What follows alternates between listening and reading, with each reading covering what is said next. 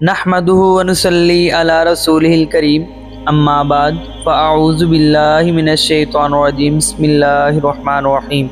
حضرت عبداللہ بن عمر بن عاص رضی اللہ تعالیٰ عنہما سے روایت ہے کہ نبی مہربان صلی اللہ تعالیٰ علیہ وآلہ وسلم نے فرمایا، مسلمان تو وہ ہے جس کی زبان اور ہاتھ سے اس کے دوسرے مسلمان بھائی بچے رہیں، محفوظ رہیں۔ تو کیا آج ہم اپنا محاسبہ اس حدیث کی روشنی میں کرنے کے لیے تیار ہیں؟ کیا واقع میں ہمارا کوئی مسلمان بھائی ہماری زبان اور ہاتھ کے شر سے محفوظ ہے؟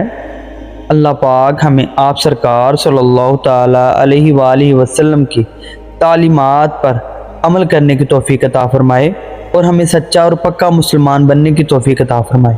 وما علینا الا البلاغ المبین۔